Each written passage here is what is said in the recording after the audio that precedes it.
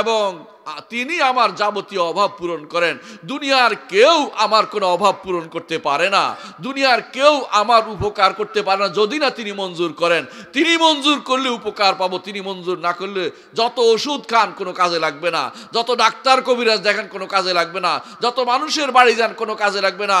আল্লাহ যতক্ষণ মঞ্জুর না করবে কোনো কিছুই হয় না। এই জন্য আল্লাহকে খুশি করতে পারলে দুনিয়ার সব কিছু আপনি হাসিল করে ফেললেন। আল্লাহকে খুশি করার এই যে সিস্টেম, এটার নাম হচ্ছে তাওহীদ। এইটা লাগবেই। সাথে সাথে আল্লাহর নাম এবং গুণ দিয়ে তাকে ডাকতে হবে। আল্লাহর নাম রয়েছে ইয়া রহমান ইরহামনি, হে রহমান আমাকে দয়া করুন, হে রহমান আমাকে দয়া করুন। ইয়া গফফার ইগফিরলি, হে ক্ষমাশীল আমাকে ক্ষমা করে দিন। এইভাবে আল্লাহর কাছে সবসময় কায়ে মনোবাক্যে চাইতে হবে। আর ইবাদত একমাত্র আল্লাহর জন্য করতে হবে। এই তিনটি কাজ যে ব্যক্তি করতে পেরেছে, হাসরের মাঠে গেলে গুনাহ থাকলেও সেই ব্যক্তি পার পেয়ে যাবে। কারণ আল্লাহ তাআলা ওয়াদা করেছেন যে ঈমানদার যারা, তার যে ঈমান আছে যার, তাকওয়া আছে যার, আল্লাহ তাআলা সেদিন তাকে জান্নাত দিবেন। তিলকাল জান্নাতুল্লাতী নুরসু মিন ইবাদিনা মান কানা তাকিয়া। জান্নাতের ওয়ারিশ আল্লাহ বানাবেন যে তাকওয়ার সামান্যতম অংশ নিয়েছে। ঈমানদার, সে মুসলিম হোক অথবা মুমিন হোক অথবা মুহসিন হোক, তিনটা স্তর আছে ঈমানদারের। একটা হচ্ছে মুসলিম স্তর। মুসলিম স্তর হচ্ছে যে ঈমান আনছে, গুনাহ করছে, খালাতু আমালান সালিহান ওয়া আখিরা সাইয়্যা, ভালো মন্দ উভয় রকমের আমল করেছে, এরা হচ্ছে মুসলিম স্তর। মুমিন স্তর হচ্ছে যে ব্যক্তি গুনাহ করে নাই, অর্থাৎ বড় কবিরা গুনাহ করে নাই, সেই ব্যক্তি হচ্ছে মুমিন স্তর। আর যে ব্যক্তি কবিরা গুনাহ করে নাই, সাথে সাথে বেশি বেশি নেক আমল করেছে, রাত দিন 24 ঘন্টার সুযোগ পেলে আল্লাহর জন্য ইবাদত করেছে, সেই ব্যক্তি মুহসিনের স্তর। আল্লাহ তাআলা মুহসিনের স্তরকে কখনো জাহান্নাম দিবেন না, মুমিনের স্তরদেরকে কখনো জাহান্নাম দিবেন না। জাহান্নামে যদি ঈমানদার যায়, মুসলিম স্তরের লোকেরা যাবে, আল্লাহ তাআলা আবার সুপারিশের মাধ্যমে ঈমানদাররা সুপারিশ করবে, তাদেরকে বের করে নিয়ে আসবে। আল্লাহু আকবার। হাসরের মাঠে আপনি আমি সবাই হাসরের মাঠে থাকতে হবে। সেদিন আপনার বন্ধু যে ঈমান আপনার সাথে মসজিদে গিয়েছিল, আপনার সাথে ভালো কাজে গিয়েছিল, জিকিরে মজলিসে হাজির ছিল, সেদিন খুঁজে পাবেন না। আপনি বলবেন যে আল্লাহ আমার বন্ধুকে খুঁজে পাচ্ছি না, আপনি ব্যবস্থা করুন। আল্লাহ বলবেন ঠিক আছে, তুমি চাও, তোমাকে অনুমতি দেয়া হলো, তুমি তো আমার বন্ধুকে খুঁজে বের করো। খুঁজে বের করে দেখবেন যে জাহান্নামে পড়ে গেছে। আল্লাহর কাছে আল্লাহ আমার বন্ধু আমার সাথে নামাজ পড়তো, গুনাহ করেছে, আপনি ক্ষমা করে দিন। আল্লাহ তাআলার হুকুমে সেটা বের করে নিয়ে আসতে পারবে ঈমানদাররা। ফেরেশতারা সুপারিশ করবে, ঈমানদাররা সুপারিশ করবে, আল্লাহর নবীরা সুপারিশ করবে, নেককার বান্দারা সুপারিশ করবে। কিন্তু যদি ঈমান না থাকে, কোনো কারণে শিরিক হয়ে যায়, আপনার কিয়ামতে ফারদা ইন্নাল্লাযীনা আমানু ওয়া আমিলুস সালিহাতি সায়াজআলু লাহুমুর রাহমানু উদ্দা فإنما يسرناه بلسانك لتبشر به المتقين وتنذر به قوما لدا وكم أهلكنا قبلهم من قرن هل تحس منهم من أحد أو تسمع لهم ركزا। আলহামদুলিল্লাহ, আজকে ধনুষাড়া মাওলানা আব্দুর রহিম হেফজ এতিমখানা কমপ্লেক্সের মাহফিলে উপস্থিত হতে পেরেছি বলে আলহামদুলিল্লাহ। যে সমস্ত এলাকার মুরব্বিয়ানে কেরাম সামনে আছেন এবং যারা আমার প্রিয় মানুষেরা যারা আজ আমার সাথে আশেপাশে আছেন, সবাইকে আমি আমার অন্তঃস্থল থেকে শুভেচ্ছা জানাচ্ছি এবং আল্লাহর শুকরিয়া আদায় করি বলে আলহামদুলিল্লাহ যে আল্লাহ তাআলা আমাদেরকে এই বাগানে বসার তৌফিক দান করেছেন। এটা হচ্ছে জিকিরের মজলিস। জিকিরের মজলিসের ব্যাপারে রাসূলুল্লাহ সাল্লাল্লাহু আলাইহি ওয়াসাল্লাম বলেছেন, যখন কোথাও কোনো জিকিরের মজলিস হয়, ফেরেশতারা তখন সেই মজলিসগুলোকে ঢেকে রাখে তাদের ডানা দিয়ে। আমরা দেখতে পাই না কিন্তু বিশ্বাস করি। এইটার নাম ঈমান বিল গায়ব। আমাদের এই মজলিসটাকে ফেরেশতারা ডানা দিয়ে ঢেকে রেখেছেন ইনশাআল্লাহ। আর আল্লাহ তাআলা এখানে রহমত নাজিল করেন। 3 নম্বর, এখানে প্রশান্তি সাকিনা নাজিল করেন। 4 নম্বর, আল্লাহ তাআলা তার কাছে যারা আছে তাদের কাছে আমাদের কথা স্মরণ করেন। আল্লাহু আকবার। আল্লাহর কাছে আল্লাহর কুরুবী ফেরেশতারা রয়েছে, নৈকট্যপ্রাপ্ত ফেরেশতারা রয়েছেন, তার কাছে আল্লাহ তাআলা আমাদের কথা স্মরণ করতেছেন। এটা খুবই গুরুত্বপূর্ণ জিনিস। আমি যদি সারা জীবন আল্লাহর কথা স্মরণ করি আর আল্লাহ যদি কবুল না করেন তাহলে কিছু আমার কোনো লাভ হবে না। আর যদি আমি আল্লাহর কথা স্মরণ করি এর বিপরীতে আল্লাহ আমাকে স্মরণ করেন তাহলে আল্লাহ তাআলার ওয়াদা পূর্ণ হবে। তিনি বলেছেন ফাযকুরুনি আযকুরুকুম, আমাকে স্মরণ করো, আমার জিকির করো, আমার কথা উচ্চারণ করো, আমি তোমার কথা আলোচনা করব। দুনিয়ার বুকে যখন কেউ আল্লাহর কথা আলোচনা করে আল্লাহ তাআলা আপনার কথা আলোচনা করবে, ওয়াদা করেছেন তিনি। এবং রাসূলুল্লাহ সাল্লাল্লাহু আলাইহি ওয়াসাল্লাম বলেছেন কেউ যদি একবার সাল্লাল্লাহু আলাইহি ওয়াসাল্লাম বলেন, দরুদ পাঠ করেন, সালাত ও সালাম পেশ করেন, আল্লাহ তাআলা 10 বার তার কথা স্মরণ করেন। দরুদ পাঠ করার অর্থ এক একজন এক এক রকম করে। ইমাম বুখারী রাহমাতুল্লাহ আলাইহি বলেছেন দরুদ পাঠ করার অর্থ হচ্ছে আল্লাহর ফেরেশতাদের কাছে এই ব্যক্তির কথা আলোচনা করা। এজন্য জিকিরের মাজলিসগুলো, জিকির বুঝছেন যত রকমের জিকির আছে, একটু আগে বলেছিলেন সুবহানাল্লাহ, আলহামদুলিল্লাহ, আল্লাহু আকবার, লা হাওলা ওয়ালা কুওয়াতা ইল্লা বিল্লাহ, লা ইলাহা ইল্লাল্লাহ, এমনকি দুরুদ, ইস্তিগফার, এই সবগুলি জিকির। যেটাই পড়েন না কেন আল্লাহর কাছে সেটা আল্লাহ তাআলা তার কাছে যারা আছে তাদের কাছে আপনার কথা আলোচনা করবেন। সুবহানাল্লাহ। রাসূলুল্লাহ সাল্লাল্লাহু আলাইহি ওয়াসাল্লাম আরেকটি হাদিস আছে, তিনি বলেন কেউ যদি বলে যে সুবহানাল্লাহ বিহামদিহি, সুবহানাল্লাহ বিহামদিহি, এবং আল্লাহর তাসবিহ পাঠ করে, কেউ আল্লাহর তাহমিদ পাঠ করে, এইটা সরাসরি আল্লাহর আরশের সামনে চলে যায় এবং বলে আমাকে কোথায় রাখতে হবে সেটা বলুন, আমি কোথায় থাকবো আল্লাহ আপনি বলেন। আপনার বান্দা আপনার তাসবিহ পাঠ করেছে, তাহমিদ পাঠ করেছে। এই জন্য ঈমানদারের বড় কাজ হচ্ছে সারাদিন শুধু তাসবিহ এবং তাহমিদের মধ্যে থাকবে।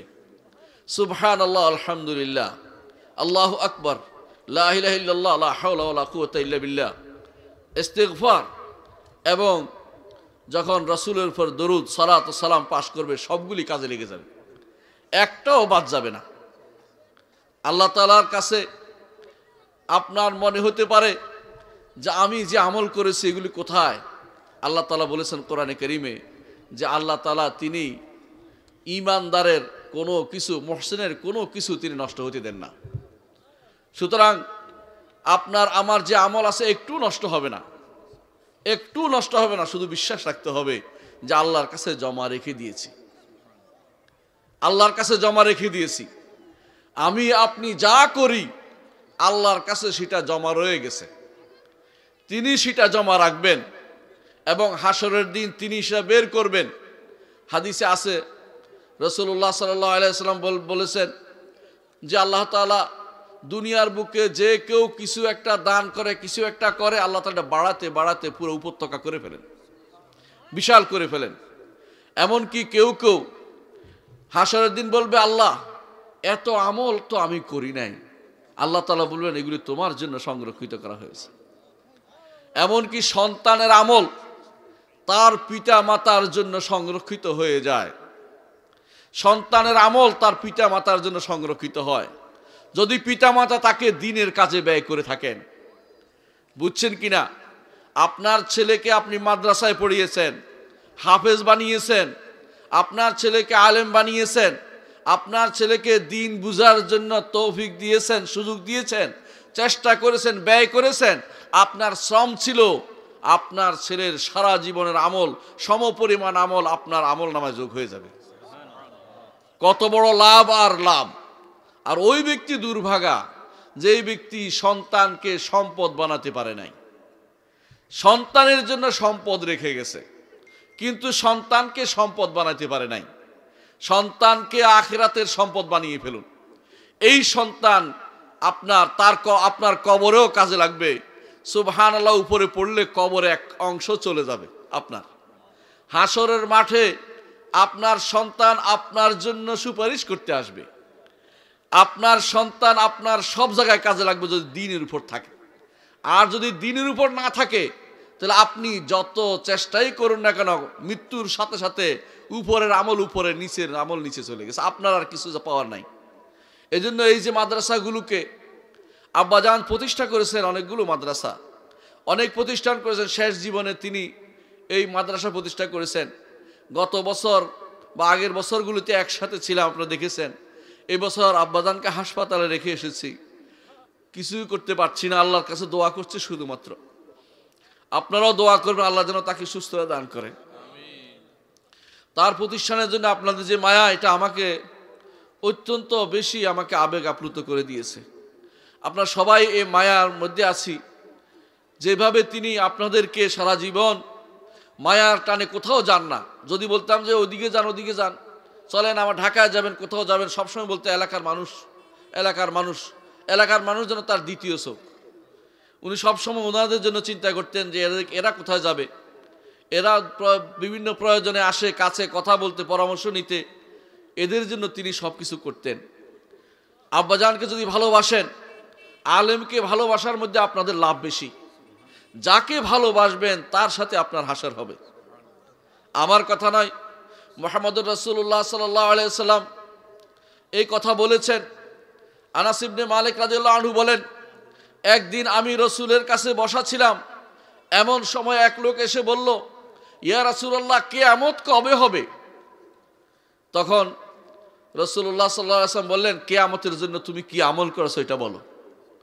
বলে, ইয়া রাসূলুল্লাহ, আমি কোনো আমল করিনি, তবে আল্লাহ এবং তার রাসূলকে ভালোবাসি।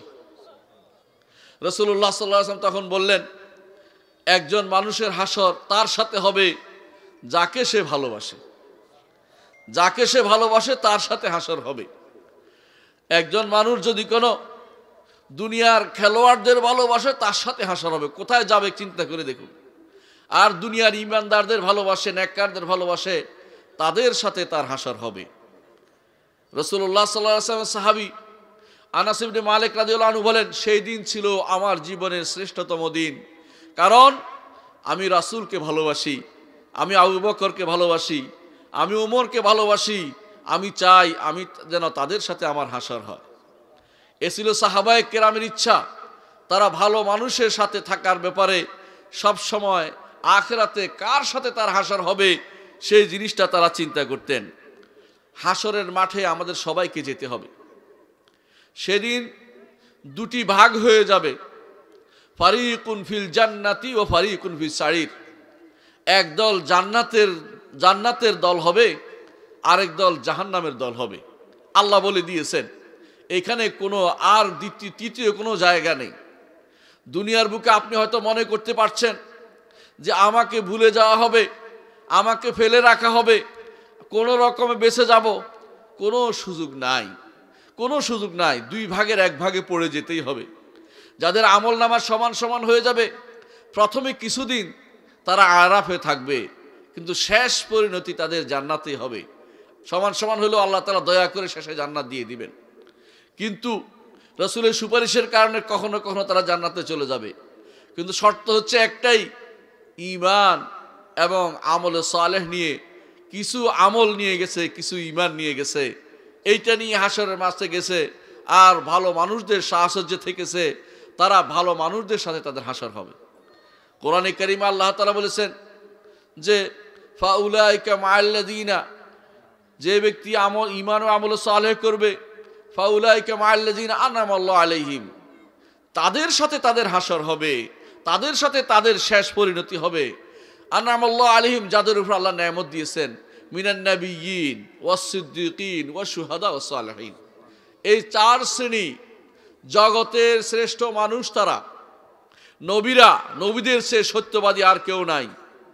নবীরা সবচেয়ে বেশি সত্যবাদী। আল্লাহ তাআলা নিজে সত্যবাদী। আল্লাহ বলেছেন, ওয়ামান আসদাকু মিনাল্লাহি হাদিসা, আল্লাহর চেয়ে সত্য কথক আর কেউ নেই। আল্লাহ বলছেন তিনি আমাদেরকে আদমের সন্তান করে বানিয়েছেন। দুনিয়ার মানুষ যতই মানুষ আমাদেরকে বানরের সন্তানমূলক বিশ্বাস করবেন না, বিশ্বাস করবেন না। যারা এটা বলে তারা বানরের সন্তান, আমরা আদম সন্তান, একজন নবীর সন্তান। আল্লাহ তাআলা সত্যবাদী, তার রসুল সত্যবাদী। রসুল বলেছেন কুল্লুকুম মিন আদম ও আদম মিন তুরাব, তোমরা প্রত্যেকে আদম থেকে এসেছো, আদম মাটি থেকে তৈরি হয়েছে। আজকে একটু আগে শাহাদত হোসেন সাহেব সুন্দর আলোচনা করেছেন মানুষের অরিজিন কি ছিল, কোত্থেকে মানুষ এসেছে, কিভাবে মানুষ দুনিয়াতে আসলো, সুন্দর আলোচনা করেছেন। আবার হাসরের মাঠে প্রত্যেকে কিন্তু মানুষ আকারে উঠবেন, অন্য কোনো আকার নয়। কামা বাদাকুম তাউদুন, যেভাবে তোমরা দুনিয়াতে ছিলেন সেভাবে তোমাদেরকে আবার হাসরের মাঠে উঠানো হবে। হাসরের মাঠে উঠে দুইটা ভাগ হয়ে যাবে। কোরআনে কারিমে আল্লাহ তাআলা সূরা তাহার মধ্যে বলছেন ইয়াউমা নাহশুরুল মুত্তাকিনা ইলার রহমানি ওয়াফদা, যেদিন আল্লাহ তাআলা মুত্তাকিদেরকে রহমানের দিকে ওয়াফদান ডেপুটেশনের মাধ্যমে নিয়ে যাবেন। ডেপুটেশন বুঝেন কিনা? সম্মানের তার সাথে সমবিবহারে তাদেরকে লোকদেরকে ডেকে এই এরা সম্মানিত, ফেরেশতাদেরকে দিয়ে তাদেরকে সম্মান করতে করতে জান্নাতের দিকে নিয়ে যাবেন। আল্লাহু আকবার। সেই রকম মুত্তাকি হতে হবে, তাকওয়ার অধিকারী হলে আল্লাহ তাআলা সেদিকে নিয়ে যাবেন। তাকওয়ার ন্যূনতম জায়গা হচ্ছে তাওহীদ থাকা, তাকওয়ার ন্যূনতম জায়গা হচ্ছে ঈমান থাকা। কোনো কারণে যদি কোনো কাদের তাওহীদ চলে যায়, কোনো কারণে যদি কোনো কাদের ঈমান চলে যায়, ওর মতো দুর্ভাগা আল্লাহর দুনিয়াতে আর কেউ নাই। কারণ সেই ব্যক্তি কোনোদিন কোনো সুপারিশ পাবে না, সেই ব্যক্তি কোনোদিন কারো সাহায্য পাবে না, সেই ব্যক্তি আল্লাহর রহমতের ভিতরে পড়বে না। হাসরের দিন সুপারিশ হবে, হাসরের দিন সুপারিশ হবে। কত রকমের সুপারিশ হবে জানেন কিনা? রাসূলুল্লাহ সাল্লাল্লাহু আলাইহি ওয়াসাল্লাম 8 রকমের সুপারিশ করবেন। তিনি 8 রকমের সুপারিশ করবেন, তবে কোনোটাই সরাসরি নয়। আল্লাহ অনুমতি দিবেন এবং আল্লাহ তাআলার আরশের নিচে তিনি সিজদায় পড়ে যাবেন। আল্লাহ বলবেন ইরফা রাসাকা, আপনার মাথা উঠান, ইশফা তুশাফা, আপনি সুপারিশ চান, আপনার সুপারিশ কবুল করা হবে। কার জন্য সুপারিশ করতে হবে? কিন্তু যদি শিরিক থাকে কারো, যদি বড় কুফরি থাকে, বড় নেফাকি থাকে, তাহলে তার জন্য আল্লাহর রাসূল সুপারিশ করবেন না। কারণ ন্যূনতম সন্তুষ্টি দরকার আছে, ন্যূনতম ঈমান দরকার আছে। ন্যূনতম ঈমান যার আছে, গুনাহ আছে, তার জন্য রাসূল সুপারিশ করবেন। রাসূল বলেছেন, রাসূলুল্লাহ সাল্লাল্লাহু আলাইহি ওয়াসাল্লাম বলেছেন শাফাআতি লি আহলিল কাবাইর মিন উম্মতি, আমার উম্মতের যারা কবিরা গুনাহ এদের জন্য আমার সুপারিশ থাকবে। আমরা কবিরা গুনাহগার সবাই, কেউ বলতে পারবে না আমার কোনো গুনাহ নাই। এমন ব্যক্তি কি আছে আপনাদের মধ্যে? কেউ নাই। আমাদের প্রত্যেকেরই রসুলের সুপারিশ দরকার হবে। এই জন্য ঈমানটাকে রাখতে হবে। ঈমান না থাকলে সুপারিশ পাবে না কেউ। সেই জন্য কোরআনে কারিমে কোথাও কোথাও বলা হয়েছে যে সুপারিশ হবে না, অর্থাৎ কাফেরদের জন্য কোনো সুপারিশ হবে না, মুশরিকের জন্য কোনো সুপারিশ হবে না, মুনাফিকের জন্য কোনো সুপারিশ হবে না। কিন্তু ঈমান আছে, গুনার কাজ করেছে, কবিরা গুনাহ করেছে, তার জন্য রসুলের সুপারিশ হবে। এই রসুলের সুপারিশ হবে কখনো বলবেন রসুল প্রথম সুপারিশ হবে যখন সমস্ত মানুষ হাসরের মাঠে উপস্থিত থাকবে। সেই সময়ে কেউ আল্লাহর সাথে কথা বলার মতো সাহস দেখাবে না। রব্বুল আলামিনের ক্রোধ দেখে আদম থেকে শুরু করে ঈসা আলাইহিস সালাতু ওয়াস সালাম পর্যন্ত প্রত্যেকেই বলবে আমার দ্বারা এই কাজ হবে না। সেই সময় সুপারিশ করবেন, সুপারিশ করার জন্য রাজি হয়ে যাবেন, তিনি হচ্ছেন মুহাম্মদুর রাসূলুল্লাহ সাল্লাল্লাহু আলাইহি ওয়াসাল্লাম। তিনি বলবেন আনা লাহা, আমি সুপারিশের জন্য আছি। তারপর তিনি ফাআযহাবু আখারু তাহতাল আরশি সাজিদান, যাবেন তিনি এবং আরশের নিচে সিজদায় পড়ে যাবেন। আল্লাহ তাআলা তখন বলবেন ইরফা রাসাকা, আপনি মাথা উঠান হে নবী, ইশফা তুশাফা, আপনি সুপারিশ চান, আপনার সুপারিশ করতে দেয়া হবে। সালতুত, আপনি চান কি আপনাকে তাই দেয়া হবে। এটা হচ্ছে রাসূলুল্লাহ সাল্লাল্লাহু আলাইহি ওয়াসাল্লামের জন্য প্রথম সুপারিশ। এই প্রথম সুপারিশ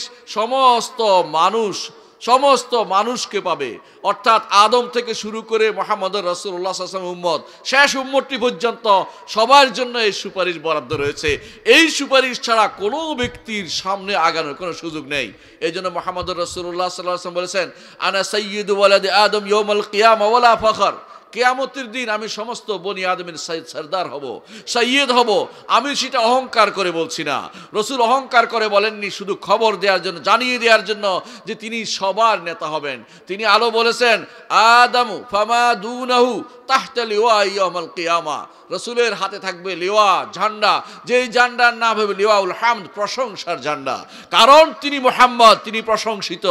কারণ তার কিতাব শুরু হয়েছে আলহামদুলিল্লাহ রাব্বিল আলামিন দিয়ে, আলহামদু প্রশংসা দিয়ে, এবং তার উম্মত হচ্ছে হাম্মাদুন, প্রশংসাকারী। রাসূলুল্লাহ সাল্লাল্লাহু আলাইহি ওয়াসাল্লামের উম্মত হচ্ছে হাম্মাদুন, প্রশংসাকারী। তারা আল্লাহর প্রশংসা করে, ভালো পেলেও আলহামদুলিল্লাহ, খারাপ হলেও আলহামদুলিল্লাহ। সর্ব অবস্থায় রাসূলুল্লাহ সাল্লাল্লাহু আলাইহি ওয়াসাল্লাম উম্মতেই আল্লাহর প্রশংসা করতে পারে, এবং সেজন্য হাসরের দিন তার ঝান্ডার নাম হবে লিওয়াউল হামদ, অর্থাৎ হামদের প্রশংসার ঝান্ডা। আর যখন জান্নাতে প্রবেশ করবে তখনও তারা বলবে ওয়া আখিরু দাওয়ানা আনিল হামদুলিল্লাহি রাব্বিল আলামিন। এই জন্য হামদ এখান থেকে শুরু হবে, শেষ পরিণতি জান্নাতে যাওয়া পর্যন্ত আল্লাহ তাআলার প্রশংসা, আল্লাহ তাআলার হামদ চলতে থাকবে। ঈমানদার সর্ব অবস্থায় আল্লাহর প্রশংসা করে, কখনো বলে না এই ভাই মরে গেছি আসি কোনো রকম, এটা বলবেন না। যখনই যে কোনো অবস্থায় থাকেন আলহামদুলিল্লাহ বলবেন। আল্লাহ আপনাকে রেখেছে, আল্লাহ তাআলা এই পর্যায়ে রাখাতে তিনি খুশি হয়েছেন, আপনিও খুশি হয়ে যান। মুহাম্মদুর রাসূলুল্লাহ সাল্লাল্লাহু আলাইহি ওয়াসাল্লামের এই সুপারিশ প্রত্যেকটি মানুষকে পেতে হবে। অর্থাৎ এই সুপারিশের কারণে হাসরের মাঠে যখন ডুবু ডুবু অবস্থা হবে, নাভি কেউ নাভি পর্যন্ত, কারণ ঘাম হবে, কারো নাক পর্যন্ত হবে, কারো হাঁটু পর্যন্ত হবে, কেউ বা ডুবু ডুবু অবস্থা থাকবে। সে অবস্থা থেকে পরিত্রাণের জন্য মুহাম্মদুর রাসূলুল্লাহ সাল্লাল্লাহু আলাইহি ওয়াসাল্লামের সুপারিশ লাগবেই।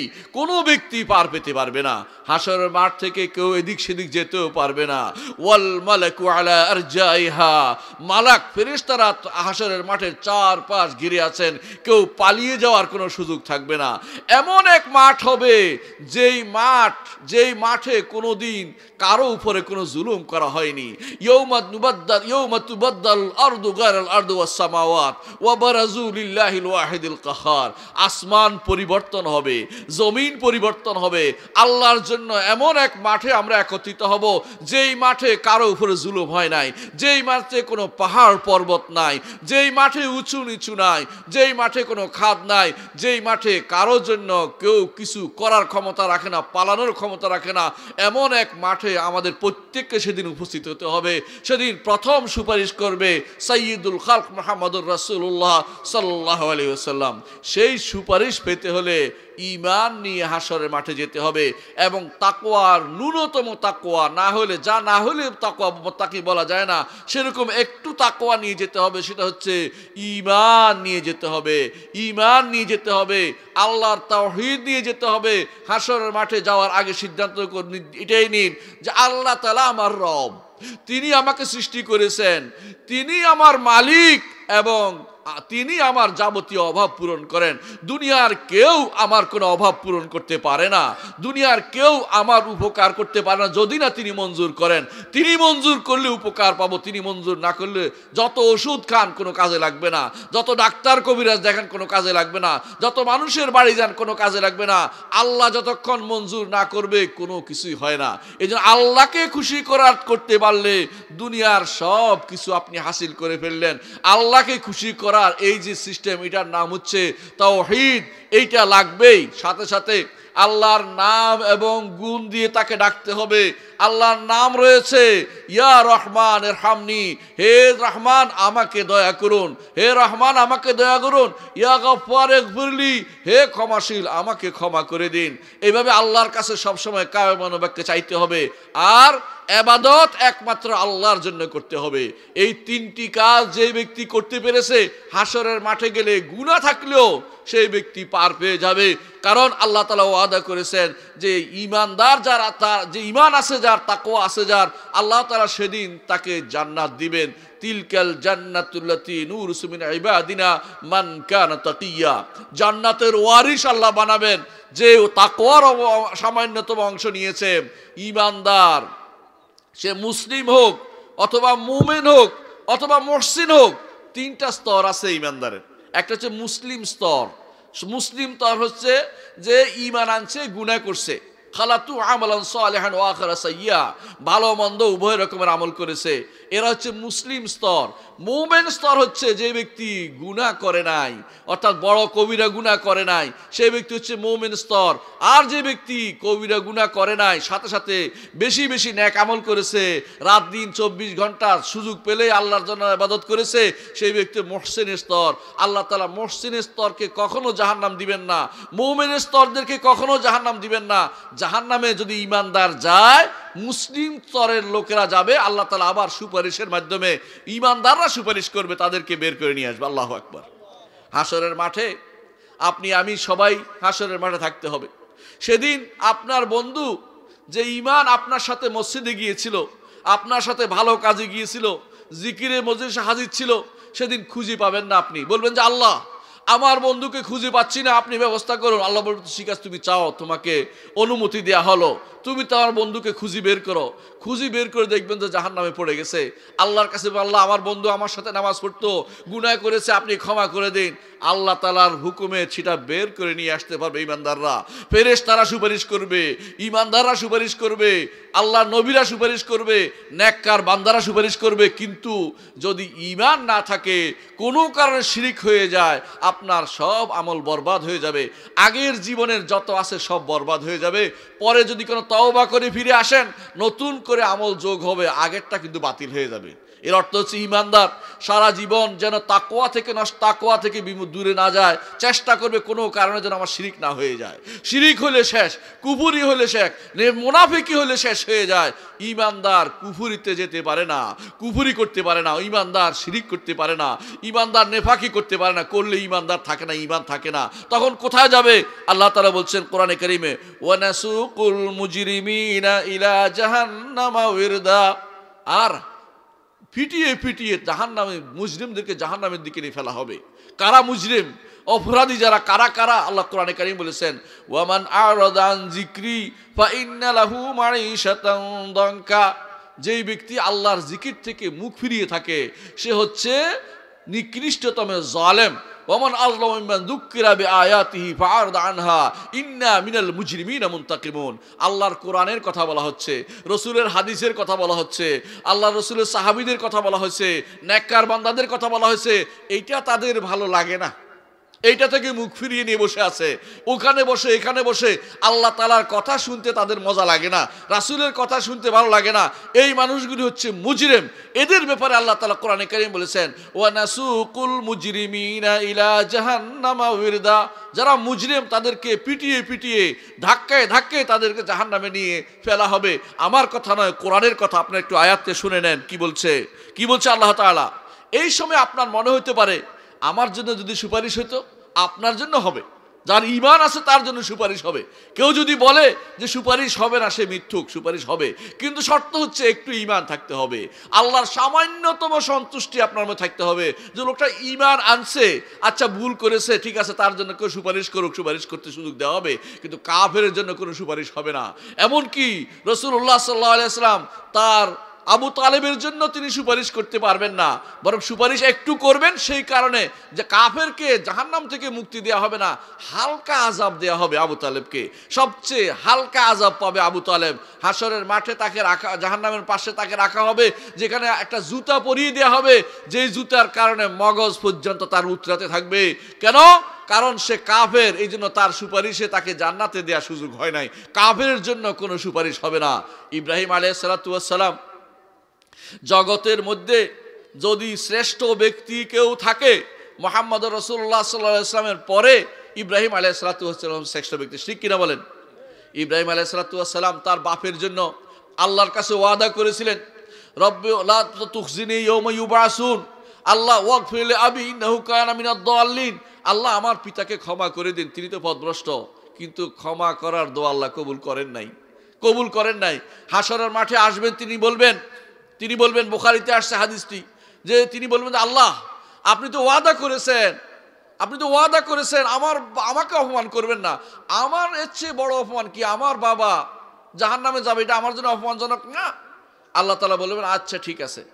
কি জন্য ঠিক আছে বলবেন? বলে, তুমি তাকাও তোমার পায়ের দিকে, দেখবে বিদঘুটে দুর্গন্ধময় একটা প্রাণী পড়ে আছে, নিজ হাতে ঠেলে এটাকে জাহান্নামে ফেলে দিবেন। কারণ এটা ছিল তার বাবা। জাহান্নামে কেন ফেলে দিবেন?